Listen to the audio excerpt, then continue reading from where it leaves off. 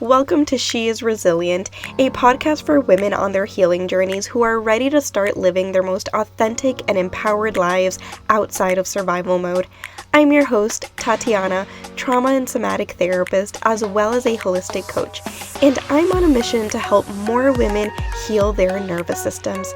Each week, me and my guests are going to get real and vulnerable about the experiences that led us to becoming the empowered and resilient women we are today. You'll leave this podcast with the skills, knowledge, and inspiration to start creating the life you deserve. Because if another woman can do it, so can you.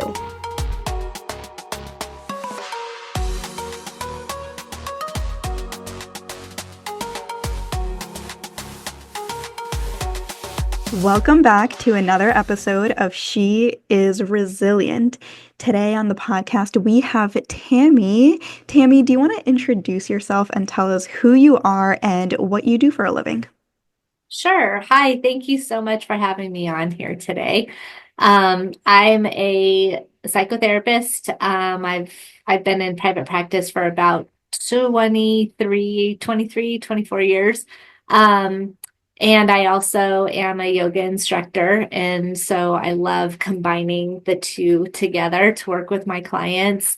So I'm just happy to be here. So thank you Yeah, so much for having me on. I'm happy to have you here, and I'm excited to learn more about you and your story. And so take us back to when you first started your healing journey.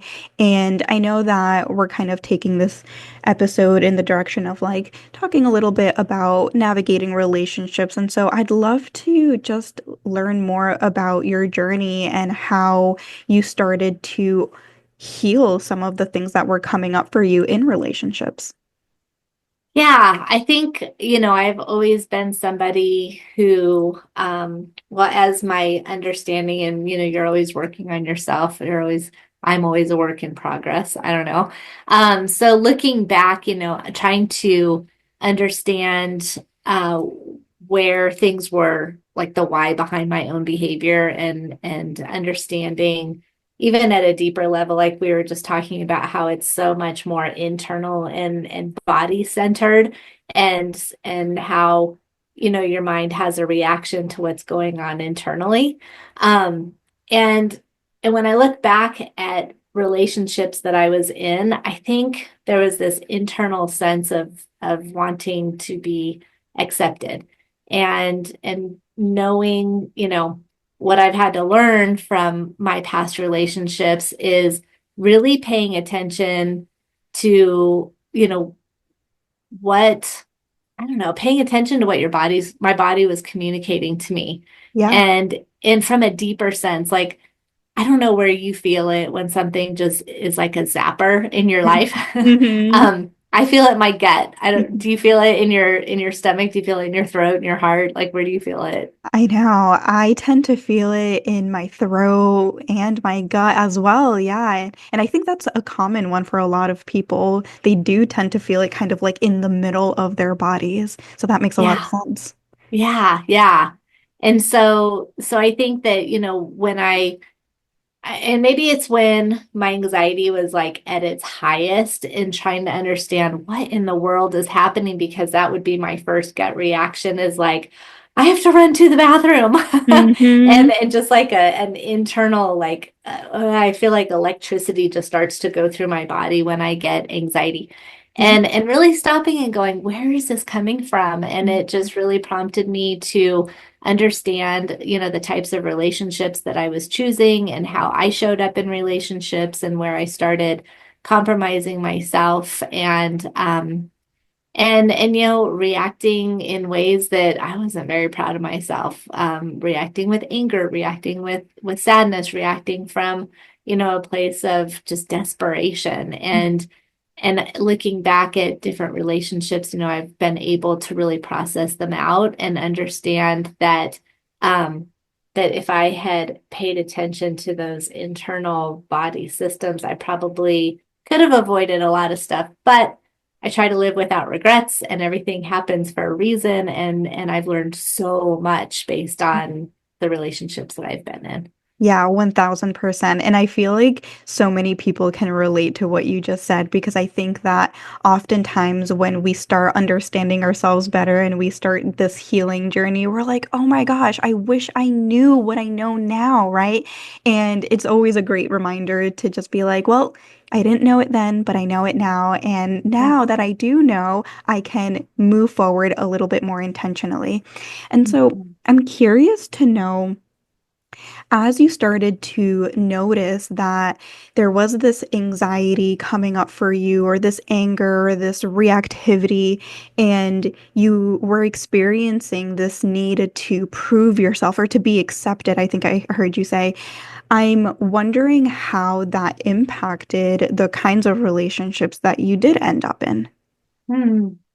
Yeah, it's interesting that you said the proving part because like I don't know, 20 something years ago, I my coping mechanism, my like mantra that I would tell myself is I don't have to prove myself to anyone Mm, because I felt like the types of relationships I was getting in I don't know. I guess underneath all of it, there's this internal sense of fear of rejection, fear of abandonment that I think, I definitely I had that drove a lot of my behaviors. And I think that is probably a common denominator, with that deep, vulnerable piece of just that fear of rejection, fear of abandonment that can drive so many defensive behaviors. But for myself personally, yeah, I think that I just had that internal fear so badly that I became at one point early on in my 20s or something was very dependent mhm. and needing something from somebody else to make me feel like, oh, good, somebody is choosing me, And and so I think through that, I until I recognized like, Tammy, you need to fix your stuff.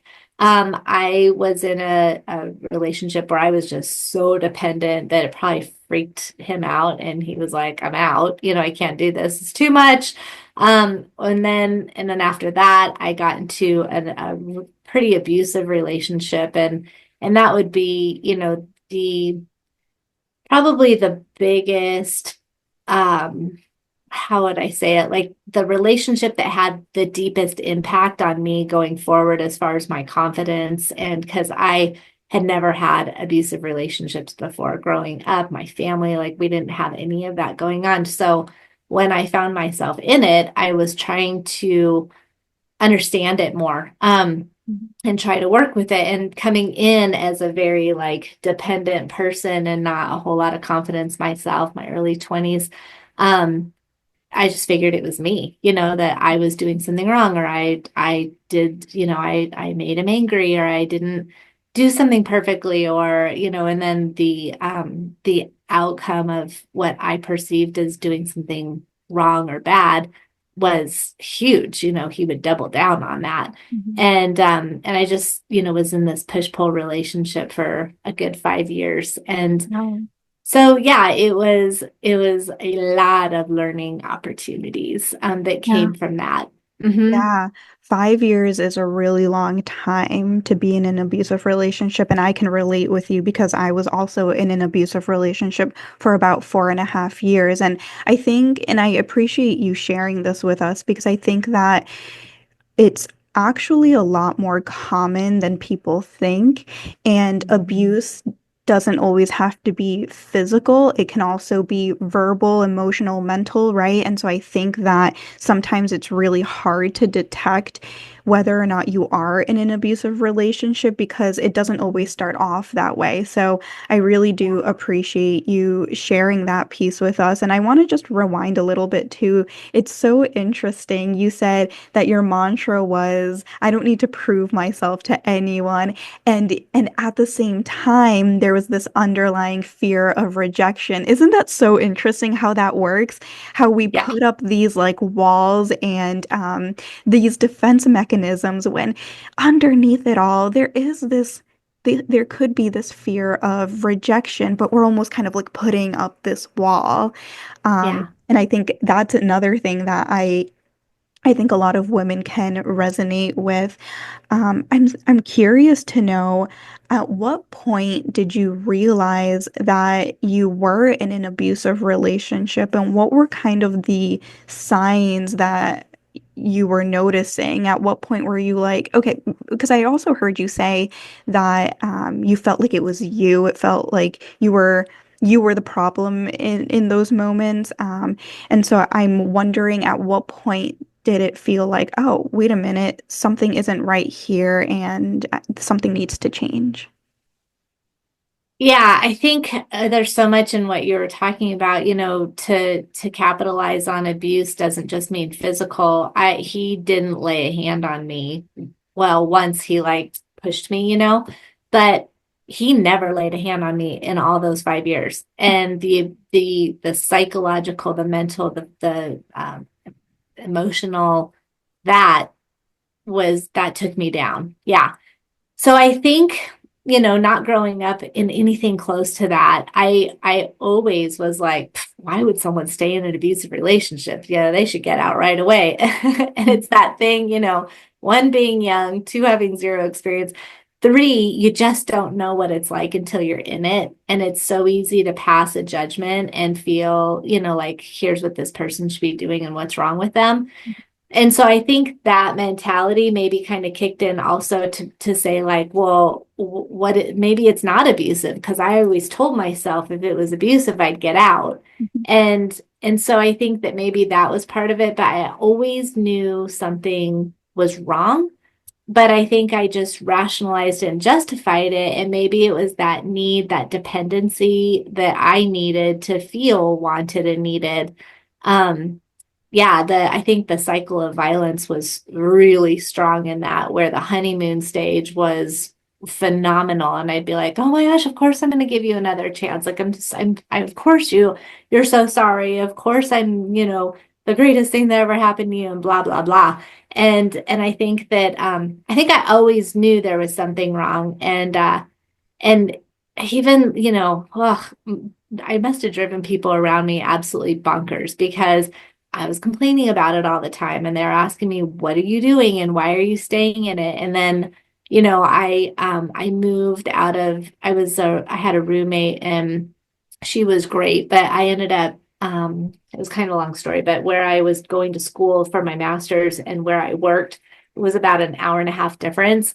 So I moved right kind of in between the two places. Well, it's also kind of in an isolated area, and he lived up there too. So we lived right down the street from each other, but there was like almost nobody around us. So I was a little isolated, and really just dug into work and school. And so I think I knew, but I did these different coping mechanisms to try to manage it. But deep down, I know my gut was saying, this is so wrong. This is crazy. And what are you doing? But I think that that manipulation of making me feel like I need you, and he would threaten suicide if I left, and he would, go to those links. And so it just, yeah, that emotional just hook, just they were Mhm. like thorns everywhere around me, that I just felt like I was even worse if I got out of the relationship. Yeah, 1000%. And, I think another thing that you just mentioned was that you always knew. And that's the thing, that every woman has this inner knowing, right? Mm. We all have this inner wisdom, but sometimes it makes it, depending on external factors, internal factors, depending on where we are in life, depending on like where we are in our healing, right? All these different factors that play into why we can't access that inner knowing or really take action when we know that something isn't right. And I'm wondering, what was that moment for you where you said, okay, it needs to change, it needs to stop, I'm leaving. I wish I could take the full credit. I think it was when my family, so I graduated with my master's, so I was done with school. I was in a place where I could leave. And my mom and my dad, I think he played a part in it too, if I remember correctly. But I remember my mom coming out saying, "We're packing your house up and you're coming back to Colorado." And so it was more an intervention-y kind of thing. But the another crazy part was that he drove me back to Colorado. And I wanted it to work so bad. In fact, I'm from Colorado and I was living in a different state at this time. And we packed up my two dogs and my three cats and and we moved and he drove me back. And even when I came back, I was like, I think it's going to work. We can do long distance. And I was so depressed. I'm a mountain girl. I looked at the mountains like I hate the mountains. I just want to be back there. And, um, and yeah, I just had compromised myself so badly and so much that I just didn't even know who I was anymore. So I think the fact that I moved states, which fortunately I was lucky enough to do that. I know a lot of people can't do that. But I moved and I removed myself from the situation. And as I removed, I created a distance where I could see it from a distance instead of being tangled up in it. And and then yeah, I think that, our conversations just became more toxic and accusations that I wasn't being faithful and whatever, how it happens. But I was just like, wait a second, like I don't need this. And so it was distance. It was removing myself physically from that situation and not being available to continue to be manipulated, I think. Yeah, that makes a lot of sense. And it sounds like maybe in that moment before you actually had that physical distance, you were still trying to make it work in that Yeah. moment. It was really because of the support of your family members that Yeah. really helped you get out of this relationship. Hmm. Wow. What's Yeah. that like for you to think about now? What comes up for you now as you talk about it?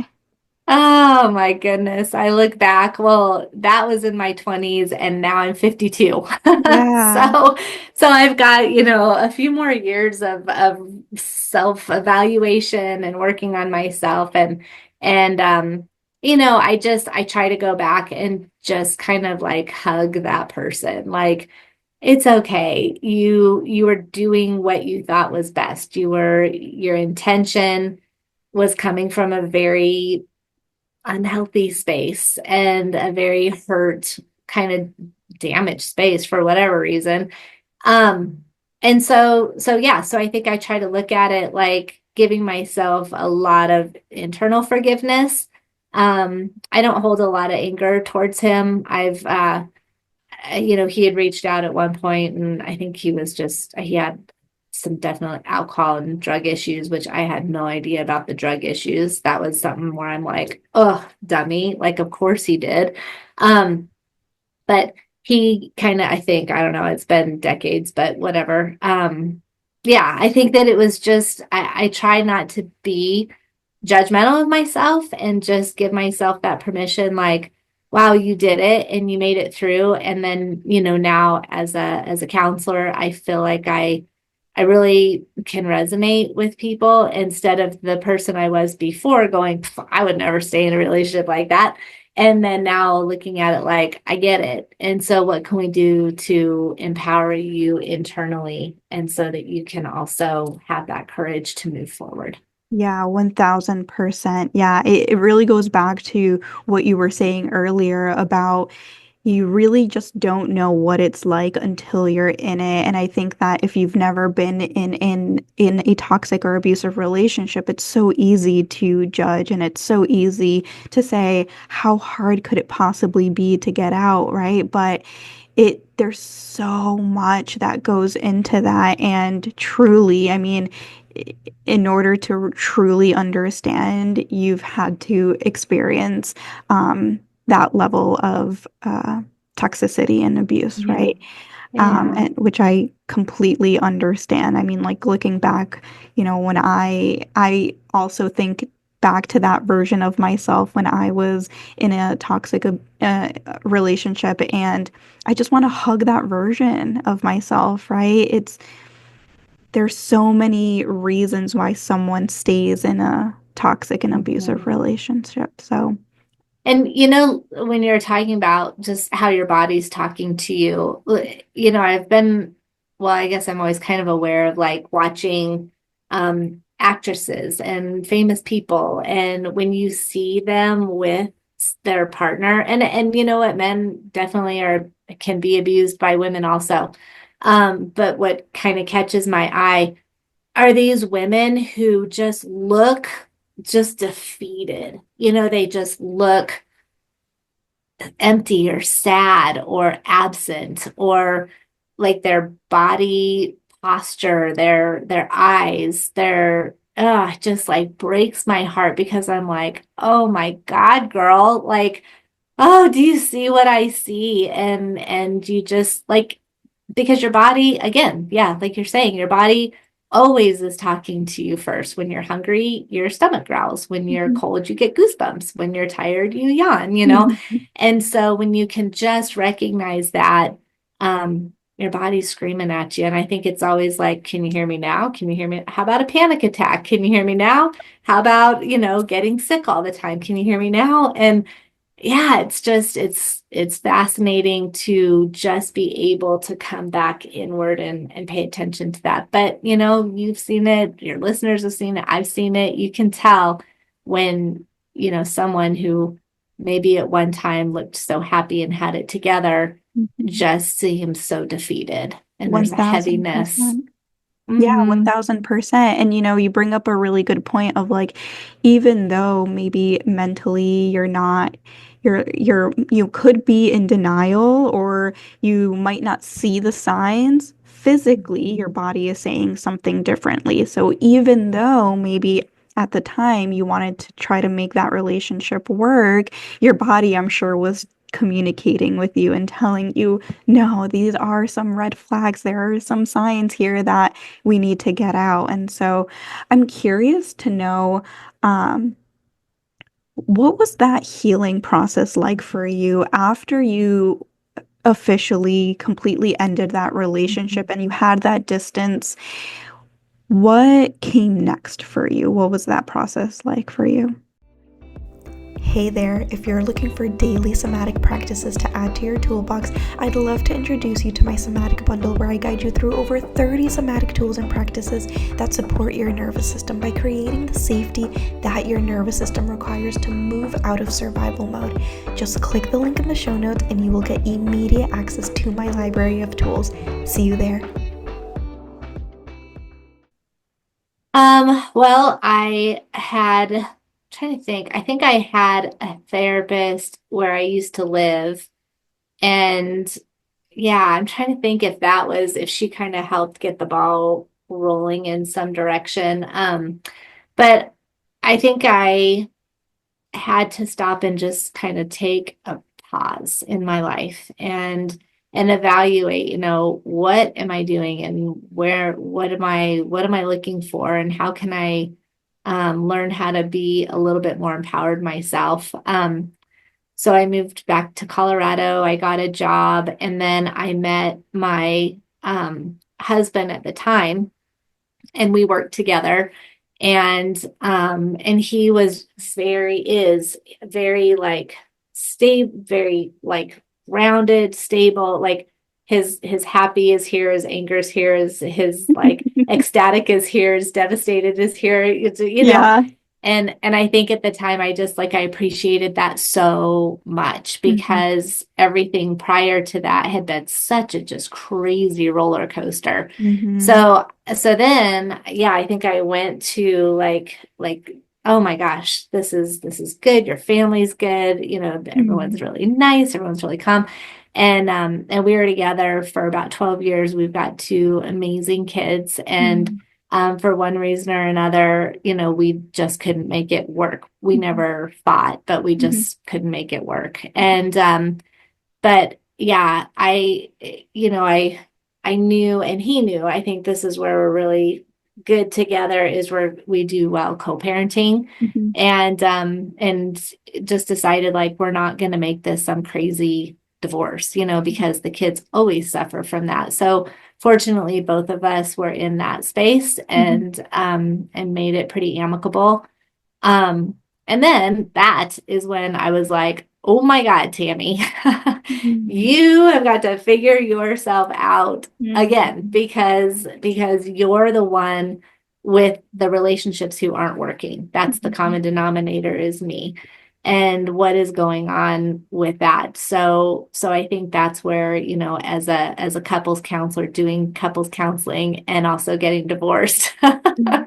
it was a little embarrassing. Mhm. But it's like, yeah, here you go. Here's my stuff, Yeah. And it just yeah. shows that you're human, right? It doesn't matter what profession you have. It doesn't matter, right? Like the way that you show up as a therapist isn't the way that you're going to show up in your personal life because they're two separate things, right? Yeah. Yeah. It's so much easier to support somebody else and give somebody else the tools than it is to apply it to ourselves, right? Especially when we have unresolved wounds. And that's completely normal and valid. And that just like makes you a human being. Nobody's a robot. And, I say this all the time. Like, I think that people think that just because we're therapists, that we're a therapist in all parts of our lives. And that's not Yeah. true, right? Like, I'm a therapist with my clients, but at home, I'm not a therapist. I take my Yeah. therapist hat off and then I'm just a Try human, to. right? Uh-huh. Yeah, yeah, you try to, right? And I mean, our stuff is going to come up, and I think that's completely normal. And I think we need to just kind of, remind ourselves that I'm sure there are therapists and coaches who listen to this podcast, and this is for all of you who are listening. It's just remember that like you're still a human, and we're still going to go Mhm. through everything in life, no matter what skills you already have. I'm sure you're an amazing therapist, right? And that doesn't, you know, you're not a therapist all the time, And 24/7. and I think that yes, going through that stuff and being able to step back and go, oh my gosh, I got to do some more work on myself. I Yeah. think that it also helped me understand where people were who really I tell my clients, I'm not a divorce therapist. I'm not, but if you've tried everything that you possibly can and it just isn't working, I will help you through that process. And maybe before I was like, you can't get divorced. You can't get divorced. No, you got to make this work. So, Mhm. so I think it's like, yeah, you can't know every situation to be able to help somebody, but once you go through it, your lens just kind of widens up a little bit more Mhm. and your level of empathy is like, man, yeah, that sucks. That's Yeah. that's rough. Yeah, Yeah. let's figure it out. Yeah, Hmm. 1000%. So, okay, so now that you've gone through different, parts of your life, going through this healing process, I'm so curious to hear about who is Tammy today? How does Tammy show up in her relationships today? Yeah. Well, that's an interesting story also. So after I got divorced, I was very gun shy around I am not jumping in another relationship. And I met my current husband now. And I remember I think he asked me out for like 8 months. Do you want to go get a beer? You want to go get a beer? I'm like, nope, nope, nope, nope. And and so then, yeah, I was like, okay, I'll go get a beer with you. And then we went to a concert and then we went to a dinner and but I'll tell you what, I vetted him out up and down, forwards and backwards, because I just needed to understand like who are you and who am I showing up? And so I guess and I would definitely say, we're probably in the most healthy relationship that I've ever been in. And our communication skills are not to say that we don't get into it because I can be a fiery person. But he's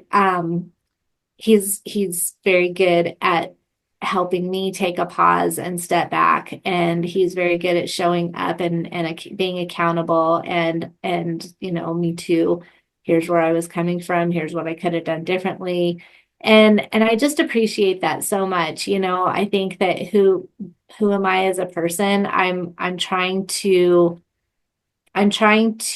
show up in the best way that I possibly can. And I'm a mom. I've got two kids who are both in college out of state. and I miss them so much. But they're doing so well. I'm so proud of them. So I guess who am I? I'm a proud mom. I'm a proud dog mom. Um, I'm a wife, I'm a therapist, I'm a happy person. You know, Mhm. I feel, especially right now with everything going on in the world and our country, and it's testing every single level of patience that I possibly have. And I've gone off the rails and gotten angry. And lately I'm like, okay, Tammy, you got to get back into your meditation. You have to get back into your yoga. Yeah. Um, because when I do that, oh man, it's just like a release of all the internal rah rah rah. And and so I'm trying to shift that into offering, meditations for people and try because I'm like, well, if I tell you I'm going to offer you a meditation, I have to do it. So it's going to make me do it and it's going to make me accountable. So Yes. maybe in a selfish way, I'm like forcing myself to get back into my Mhm. practice. I love Um, that. Yes, practice what you preach. I love that. Practice what you preach. Yeah, Yeah, I can't sit there and tell you you need to meditate if I'm out there screaming at people on the internet. totally, totally. Tammy, you bring up such a really good point in terms of like what's happening in the world, and I feel like what's happening right now in this country, I should say. Well, yes, the world, but also this country specifically. I feel like there's so much happening right now. Having Trump as the person who's supposed to be leading this country right now, it can be really triggering, especially for trauma survivors and people who have been in abusive relationships because he is someone who is abusive and manipulative. And I think that even if you haven't been in a toxic or abusive relationship, it is triggering for so many other reasons. But I think that, Mhm. a lot of his behaviors and the way that he's just going about everything is so triggering to a lot of us. And I'm curious to hear what some of your thoughts are on that as someone Mhm. who has been in an abusive relationship as Mhm. well. Um, so much. I'm overwhelmed. Like a lot of people, I can feel very powerless and just that defeated, that the body keeps the score type Mhm. thing. How it just, yeah, watching that whole interaction in the White House with Zelensky, like I hadn't heard about it, but I was in session all day with people, and one of my clients, that's all they wanted to talk about. And I'm like, I haven't seen it yet. I haven't seen it yet. So, and my client was like, are you going to watch it? And I'm like, I think so. I'll dip my toe in that. And I think I watched it and had just that visceral reaction. I was shaky. My adrenaline was pumping. Um, Even just thinking about it, I feel it in my head and my heart. It was horrific. And I um, wanted to just like go out and start yelling at people. Um, and I thought, okay, I got to pull it together. And I ended up writing an article called From the White House to Your House. And and I'll send it over to you. It's Yeah. just, I needed to pick apart all of the things that happen and relating it to how that is so abusive and then turning it into helping women understand if they're in abusive relationships and the warning signs and then what to do about it. Wow. Okay, please I send that. Yeah. Yeah, I think I'm a writer Yeah. also. And so I felt like, okay, I can either lose my mind or I can turn this into something that can be some kind of constructive, but still getting to express my opinion on it. Mhm. And it was just the only thing that I could come up with, Mhm. and it's just, I just don't understand. I don't understand how, well, I guess I've been reading more around, people who are afraid to stand up to him, but who have aligned with him are Mhm. afraid Mhm. because he's maybe I don't know. I don't know this for a fact, but I think I've read that he's threatening their safety. So think about that in abusive relationships. Women Right. who say, I can't leave because he said he's going to kill me, or he said he's going to take my kids, or he Right. said he's going to cut me off financially. Yep. I mean, it's Exactly. happening, you know, and I Right. think that people are very scared. And so I'm trying to at least, like, I can't do anything about that, but I can try to help people say, you know, there's ways to get out from underneath that. Hmm. Um, yeah, it's not fun, but No, you don't have absolutely. to just be stuck because you're afraid. Yeah, 1000%. Thank you so much for sharing that. And please send that article over, or like the blog that you Yeah, wrote. I want to link that in the show notes so that people have access to that, because I think it's going to be so resourceful for so many people. Um, sure. and I just agree with everything you said. You know, it goes back to like there's so many factors contributing to why women don't leave abusive relationships. It's like these hidden things that nobody really talks about, that Mhm. nobody really knows what's truly going on behind closed doors.